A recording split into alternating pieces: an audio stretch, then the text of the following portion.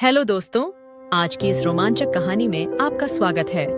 मेरा नाम साहिल है और मेरी उम्र 20 साल है। हमारा घर 2 मंजिलों का था। नीचे हम रहते थे और ऊपर हम हमेशा किराएदार रखते थे। पिछले कुछ महीनों से मेरी बहन की शादी की तैयारियां चल रही थीं, इसलिए ऊपर का कमरा खाली किया गया था। कुछ ही दिनों में दीदी की शादी हो गई और वो अपने ससुराल चली गई। शादी का समारोह पूरा हुए 2 महीने हो चुके थे, इसलिए मेरी माँ ने उस कमरे को फिर से किराए पर देने का फैसला किया। रोज कई लोग उस कमरे को देखने आ रहे थे, लेकिन मेरी माँ ने फैसला किया था कि वो कमरा केवल एक परिवार को ही देंगी, क्योंकि कॉलेज के छात्रों को कमरा देने पर वो बहुत शोर करते हैं और समय पर किराया भी नहीं देते हैं। कुछ दिनों बाद एक फैमिली किराएदार के रूप में हमारे घर आई। वो परिवार बहुत सीधा साधा और शिष्टता से भरपूर था।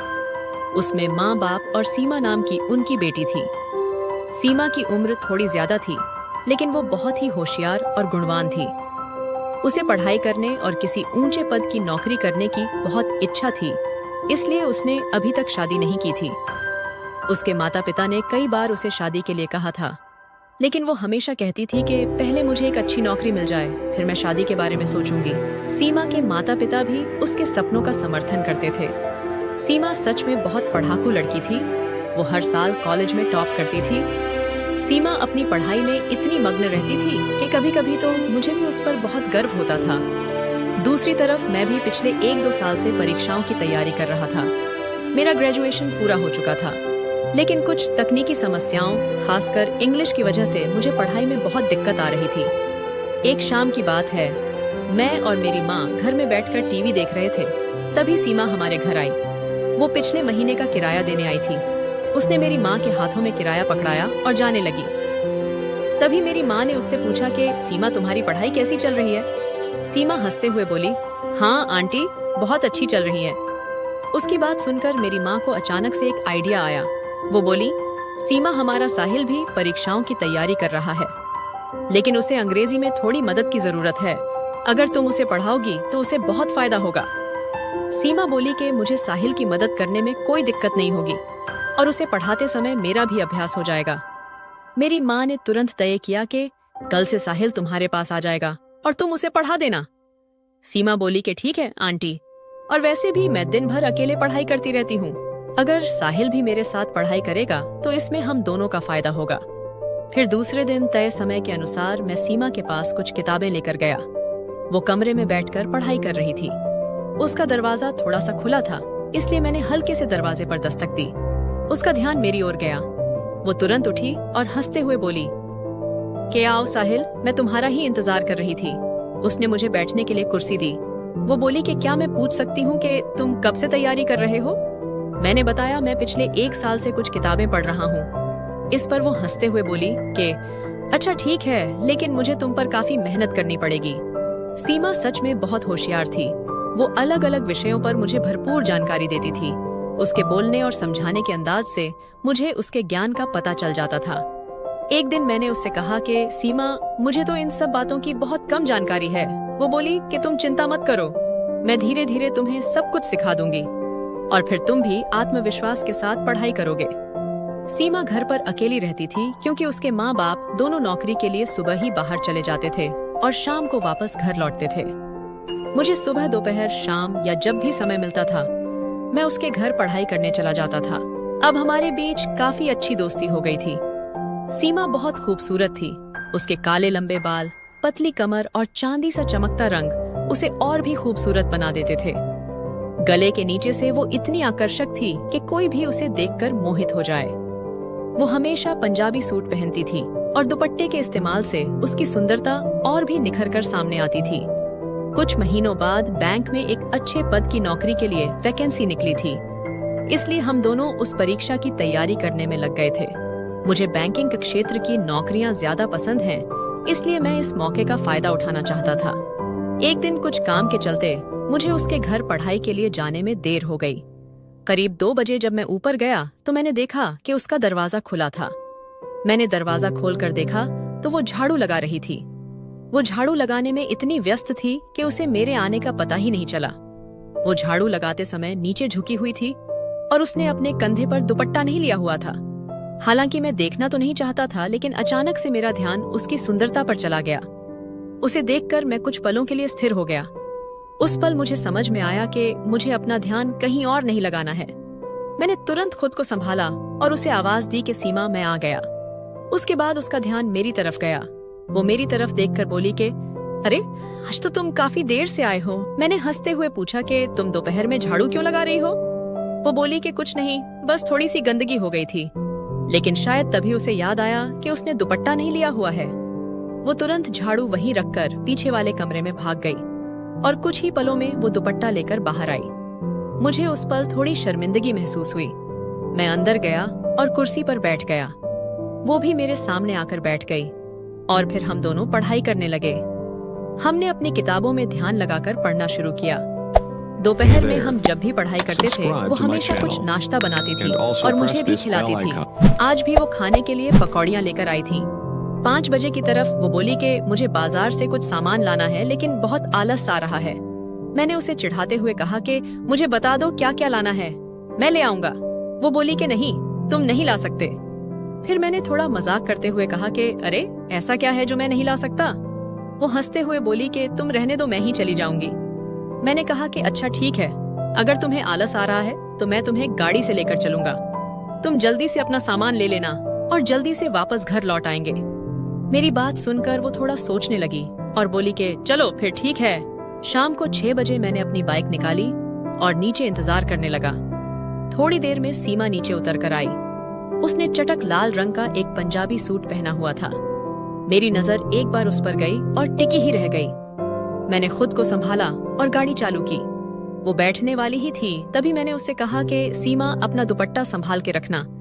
उसने अपना दुपट्टा ठीक किया और दोनों पैरों को इधर उधर करके बाइक पर बैठ गई। उसने हम दोनों के बीच में थोड़ा सा फासला रखा हुआ था। हमारे गांव के रास्तों पर बहुत गड्ढे हैं और मेरी बाइक भी पुरानी थी, इसलिए हमें बहुत झटके लग रहे थे। झटकों की वजह से कुछ ही देर में सीमा ने अपना कोमल हाथ मेरे कंधे पर रख दिया। उसके स्पर्श से मुझे बहुत अच्छा लगा, लेकिन मैंने अपना पूरा ध्यान बाइक चलाने पर केंद्रित रखा। हम बाजार पहुंचे और उसने जल्दी से अपना सामान खरीदना शुरू कर दिया। हमें वहां ज्यादा समय नहीं लगा और सामान खरीदने के बाद हम दोनों वापस घर लौटने लगे। लौटते समय भी वो पिछली सीट पर बच्चों की तरह बैठी हुई थी, लेकिन अब हमारे बीच में दूरी थोड़ी कम हो गई थी। वो मुझसे इतना सट के बैठी हुई थी कि उसके शरीर का संपर्क मुझे अपनी पीठ पर महसूस हो रहा था। उसने अभी भी अपना हाथ मेरे कंधे पर रखा हुआ था, जिससे मेरे मन में अनगिनत विचार आने लगे थे। खराब रास्तों की वजह से जब भी वो थोड़ा सा हिलती थी तो मैं उसके शरीर के धक्कों को महसूस कर पाता था और इससे मेरा मन गड़बड़ाने लगा था। फिर भी मैंने अपने मन को शांत रखने की कोशिश की। कुछ ही देर में हम घर पहुंच गए। मैंने गाड़ी रोकी और उसे उतरने के लिए कहा। मुझे थैंक यू बोलकर वो सीढ़ियों से चढ़कर अपने घर चली गई। मैंने घर पहुंचते ही खुद को उसके विचारों में खो दिया। मेरे मन में विचारों का तूफान था। मैं खुद से पूछ रहा था कि साहिल, तुम्हें क्या हो गया है? तुम जिसे दीदी कहते हो उसके बारे में ऐसा कैसे सोच सकते हो? ये ठीक नहीं है, लेकिन दिमाग और शरीर दोनों पर काबू पाना मुश्किल हो गया था। फिर भी मैंने अपने विचारों को दबाकर शांत रहने की कोशिश की। अगले दिन सुबह 10 बजे मैं उसके घर गया। वो कुर्सी पर बैठी हुई थी और मुझे देखते ही उसने तेजी से अपनी ओढ़नी कंधे पर रख ली। ये उसकी आदत थी। जब मैं उसके साथ होता था तो वो हमेशा दुपट्टा ओढ़ कर रखती थी, लेकिन जब वो अकेली होती थी तब वो दुपट्टे को किनारे रखकर बेफिक्र रहती थी। मैं अपनी जगह पर बैठ गया, पढ़ाई शुरू कर दी। थोड़ी देर बाद वो मुझसे बोली कि मैंने कल तुमसे पॉल्यूशन के ग्राफ के बारे में पूछा था, क्या आज तुम मुझे ग्राफ बनाना सिखाओगे?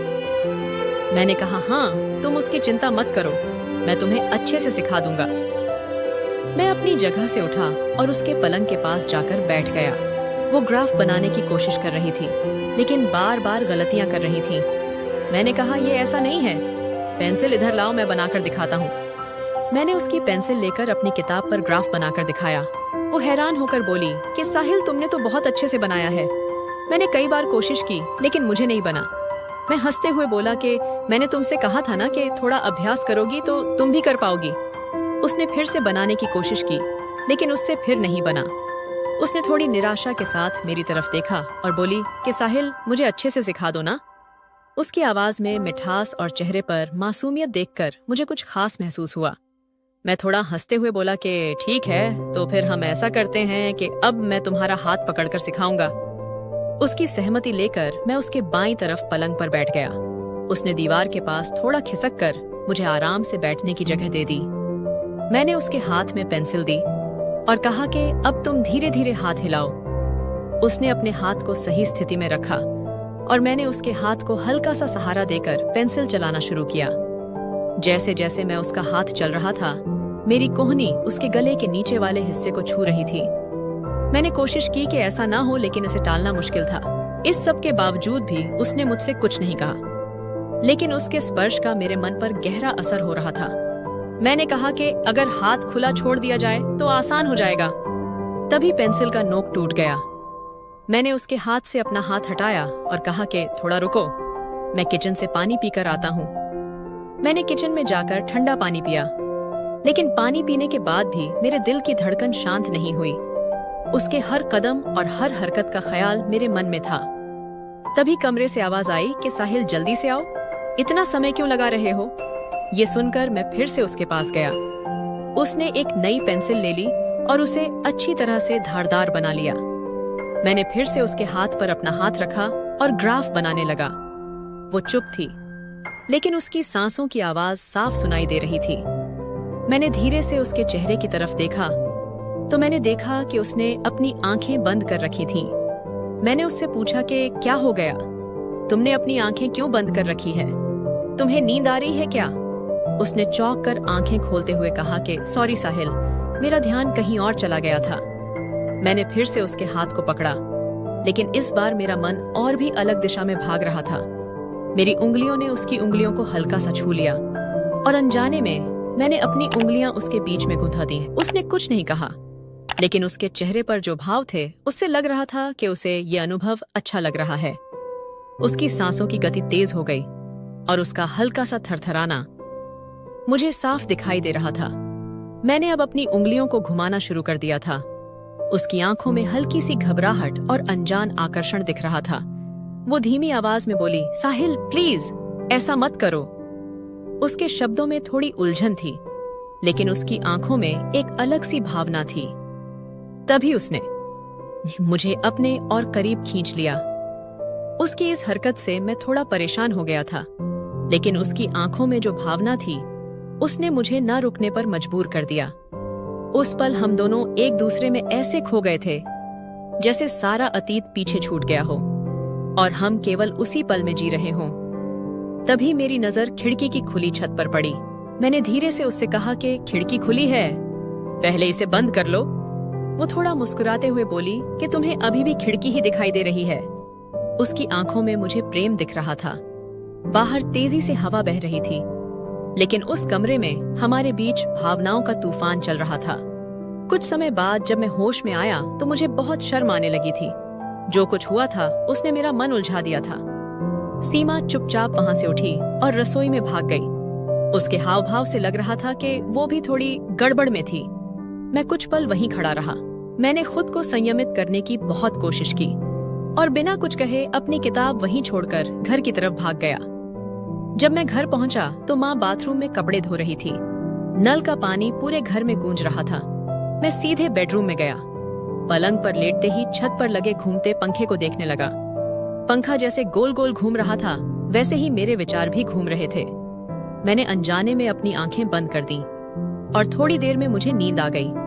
कुछ घंटे बाद जब मैं जागा तो बाहर अंधेरा हो चुका था। मेरे मन में फिर से सीमा के ख्याल आने लगे थे। उसे क्या महसूस हुआ होगा? क्या उसे बुरा लगा होगा? मैं हर चीज का दोष अपने ऊपर डाल रहा था। उसका मासूम चेहरा और शांत भाव बार बार मेरे मन में आने लगे थे। तभी मेरी माँ की आवाज आई, बेटा और कितनी देर सोएगा? शाम हो गई है। मैं अचानक खड़बड़ाकर उठा और अगले कमरे में आ गया। माँ बोली कि क्या हो गया, तुम इतनी देर से क्यों सो रहे हो? कल रात में नींद नहीं आई थी क्या? मैंने जानबूझकर मुस्कुराते हुए कहा कि हाँ माँ, कल रात अच्छे से नींद नहीं आई थी, इसलिए मैंने दिन में अच्छी नींद ले ली। अगले 2 दिन मैं सीमा के घर नहीं गया और उसने भी मुझे नहीं बुलाया। पहले मैं जब भी उसके घर नहीं जाता था तो वो हमेशा मुझे बुला लेती थी, लेकिन इस बार वो चुप थी। ये सब मुझे बहुत खटक रहा था। मैं अपना ज्यादातर समय घर में ही बिता रहा था। माँ ने एक बार पूछा कि क्या हुआ, 2 दिनों से तुम पढ़ाई करने के लिए सीमा के पास नहीं जा रहे हो। मैंने बस किसी बहाने से उन्हें शांत किया। तीसरे दिन सुबह मैं बगीचे में पेड़ पौधों को पानी दे रहा था। तभी अनजाने में मेरी नजर ऊपर वाले माले पर पड़ गई। सीमा वहीं खड़ी थी और उसकी भी नजर मुझ पर थी, लेकिन मेरे देखते ही उसने तुरंत अपनी नजरें चुरा लीं।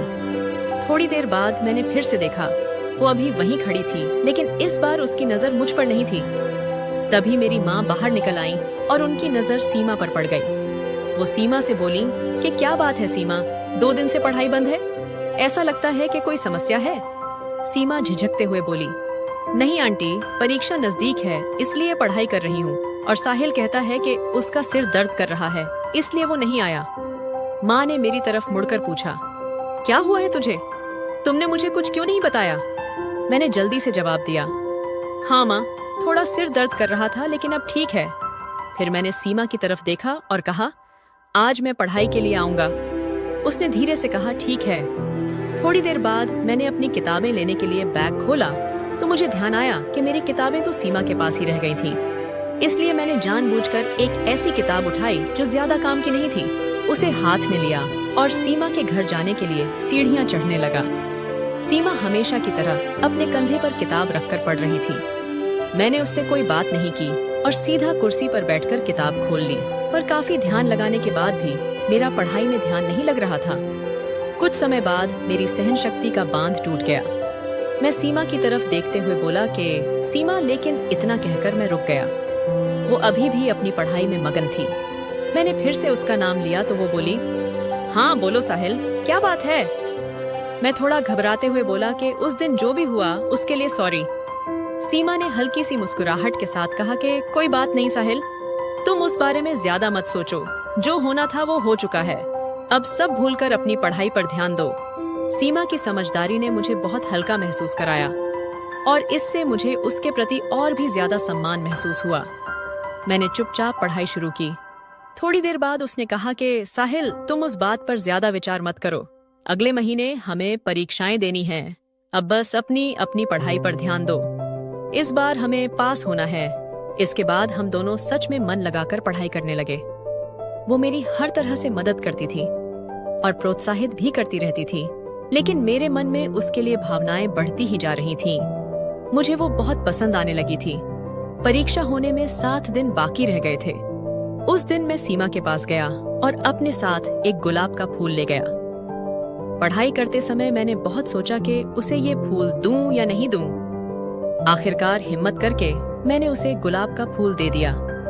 वो नीचे देख रही थी, लेकिन जब उसने मेरे हाथ में गुलाब देखा तो उसके चेहरे पर हल्की सी मुस्कान आ गई। उसने मुस्कुराते हुए थैंक यू बोला और मेरे हाथ से फूल ले लिया।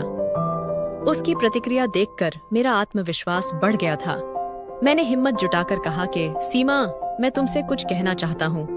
मैं उम्र में तुमसे कुछ साल छोटा हूँ, लेकिन मुझे तुम बहुत पसंद आ गई हो। सीमा ने थोड़ी देर सोचा और शांत स्वर में कहा कि साहिल, मैं भी तुम्हें पसंद करती हूँ। ये सुनकर मेरा दिल खुशी से भर गया। मैं खुद को 7वें आसमान पर महसूस कर रहा था। मैंने खुशी से सीमा को गले लगा लिया, लेकिन सीमा तुरंत गंभीर हो गई और बोली कि साहिल, हमें इस समय अपनी परीक्षा पर ध्यान देना चाहिए। हमारी पढ़ाई पूरी होने के बाद हम इस बारे में बात कर सकते हैं। इसके बाद हमने और भी मेहनत से पढ़ाई की। हम दोनों ने परीक्षा दी और दोनों अच्छे नंबरों से पास हो गए। कुछ दिनों बाद हमारे दोनों घरों में ज्वाइनिंग लेटर आया। हम दोनों के माँ बाप बहुत खुश थे। मेरे पापा ने मुझसे बोला कि सीमा दीदी को थैंक यू बोल दे, अगर वो नहीं होती तो तू इतने अच्छे नंबरों से पास नहीं होता। तभी मेरी माँ ने हल्की सी शरारत भरी मुस्कान के साथ कहा कि वो दीदी नहीं है, सीमा हमारे घर की होने वाली बहू है, साहिल उसका होने वाला पति है। आप उसे दीदी क्यों बोल रहे हो? इतना कहकर हम दोनों के घर वाले हंसने लगे। मैं बाहर चला गया और सीमा शर्मा के अंदर भाग गई। और कुछ इस तरह हमारी खूबसूरत कहानी का नया अध्याय शुरू हुआ।